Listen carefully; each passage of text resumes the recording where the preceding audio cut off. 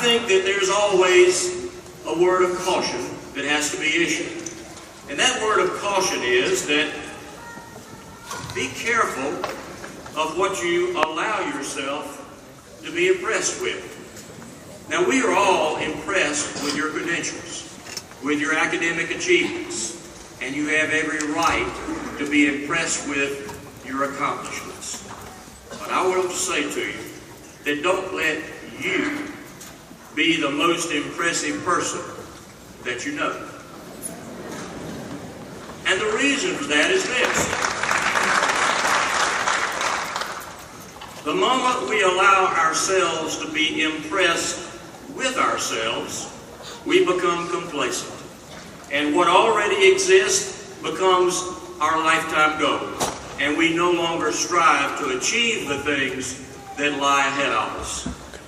Either we are impressed with others and expect them to find the solutions of the world, or we are impressed with ourselves and we think that at this point in time we've tapped into our full potential and therefore don't push ourselves forward.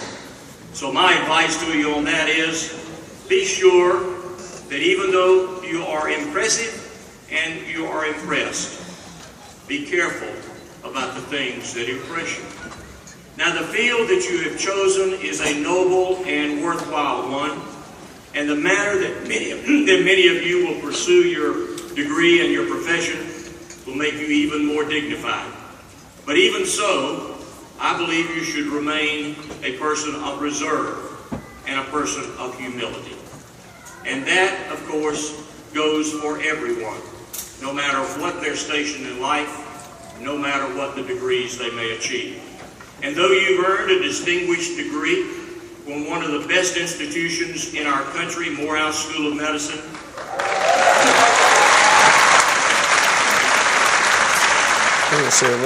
neither your training nor your achievements should cease upon the conferring of these degrees.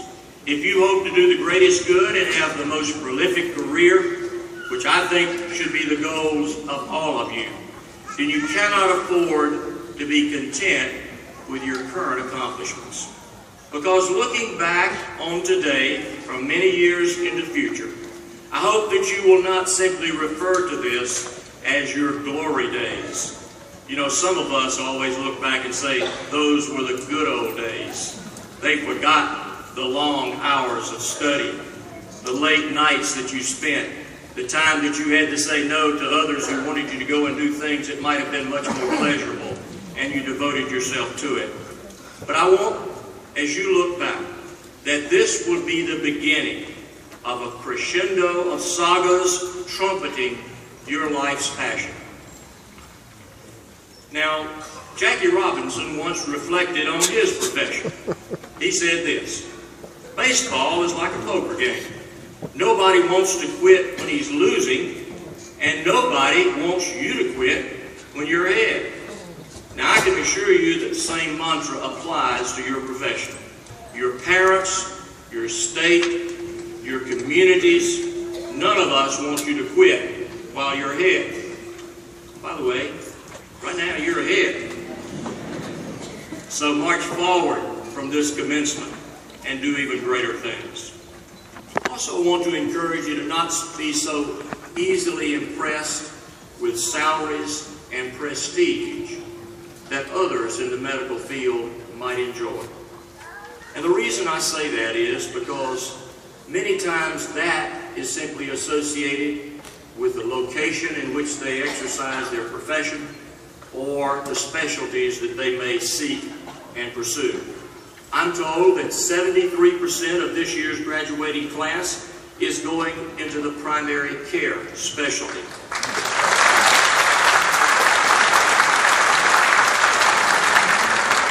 That is a high percentage compared with many other institutions, but it is a distinction of which you and all of us should be extremely proud. Back in 2010, when a study was done by the Agency for Healthcare Research and Quality, they showed that at that time only 32% of practicing physicians were in the primary care field, and less than a quarter of all medical graduates at that point in time were going into primary care. Now, since that time, not only has this ratio of distinction been continued here at Morehouse, but we have seen a nationwide trend to try to increase the number of graduates who are entering the primary care field, because the need is great and you are positioned very well to help fill that need. Perhaps that is why that the only congressionally delegated National Center for Primary Care is Morehouse College. Morehouse School of Medicine.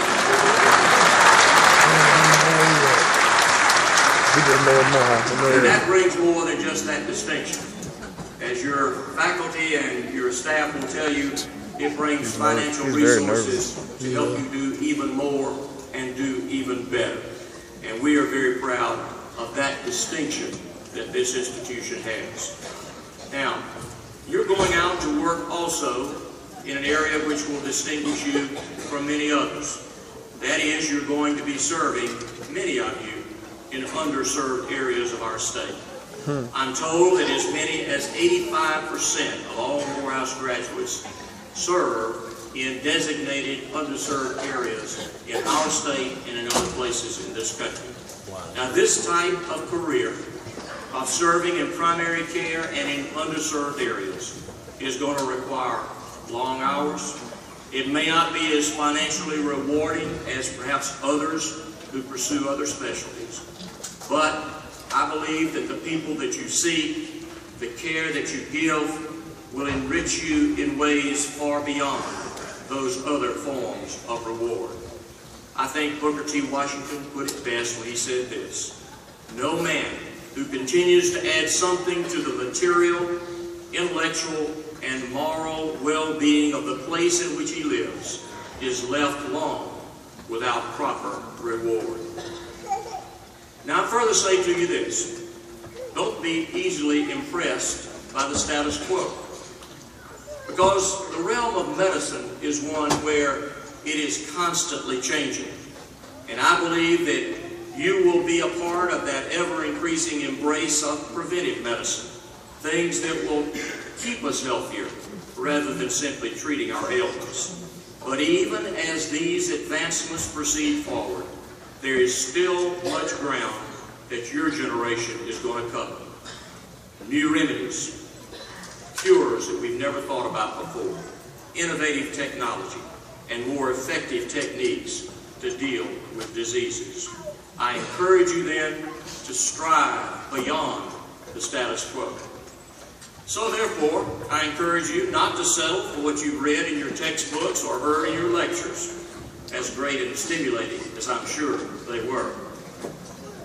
I encourage you to think beyond that, and that's what your professors and teachers would have you do as well. They want you to be innovative.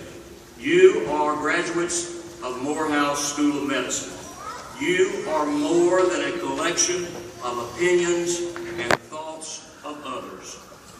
We see intellectual numbing a lot in the political arena, where people simply regurgitate the words.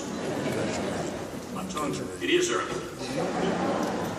Regurgitate the words of news commentators or the political talking points of some political party or some ideological tendency that happens to be popular for the day. But I encourage you to go beyond that and be able to say something new, something with substance, so that when you speak, people will listen.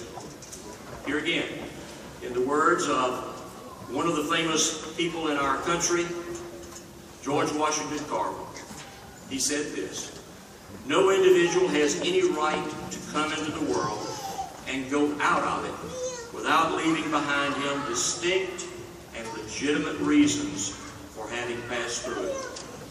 This brings me to my final piece of advice. Don't be so easily impressed by the treasures of this world, but as the disciple Matthew quotes Jesus in saying, "Store up for yourselves treasures in heaven, where neither moth nor rust destroys, and where thieves do not break in or steal. For where your your treasure is, there will your heart be also. The work which you do, if properly motivated, can heal more than just bodies and minds. It can heal communities and maybe even heal much more than that. So as you leave here, while you may be impressed by the accomplishments to this point in your life, do not be so easily impressed by yourself, with others, with things as they are, or with the satisfaction of hollow accomplishments and accumulations. Instead, seek in every aspect of your life from this point forward to challenge yourselves to do more to improve upon your greatness. And the last piece of advice I have is this. Many of you are Georgians by your background, and we are indeed proud of that. But all of you are now graduating from one of the premier institutions in the state of Georgia. I hope you'll stay here.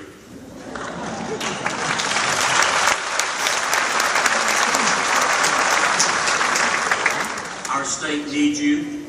We are proud of you. And I believe that wherever you might go in this great state, you will find the citizens opening their arms to welcome you, be so grateful that you are part of their local community and the medical community in which you might work. And I believe that that is an expression of what all of us want in this state. All of us working together to improve the lives of our fellow citizens and to make the fortunes of our state and our nation that much better. You will be an important part of that. Congratulations.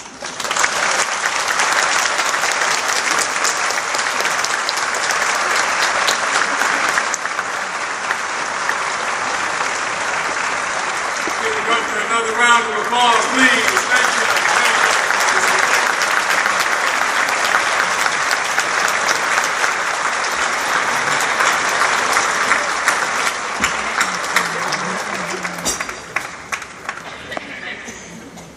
The Dean Valerie Montgomery Wright, please join me in conferring the honorary degree. Governor Deal, your over 40-year commitment of public service to our state exemplifies a consistent pursuit of excellence. Moreover, you have demonstrated a resolute support for undergraduate medical education and the expansion of medical residency training programs. Furthermore, throughout your career in Congress and now as governor, you have championed education innovation and the advancement of biomedical research. As chairman of the Health Subcommittee of Energy and Commerce Committee of the U.S. Congress, you were instrumental in helping to restore residency positions to cities where they had been embezzle freeze on new and foregone positions. In addition, throughout your years in Congress, you were steadfast advocate of the National Institutes of Health. Most notably, you worked with Representative Charlie Norwood as a lead supporter of the establishment of the National Center for Minority Health and Health Disparities, now an institute within the National Institutes of Health.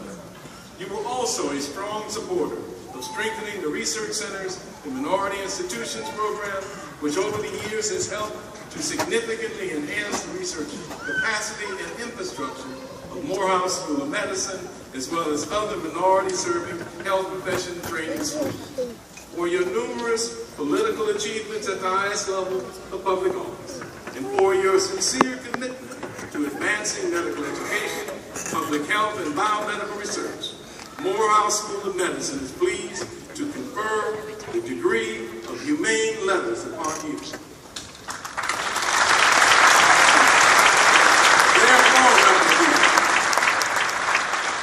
Upon the recommendation of the faculty and approval of the Board of Trustees, present to you the degree Doctor of Humane Letters with all the rights, privileges, responsibilities, and honors thereunto.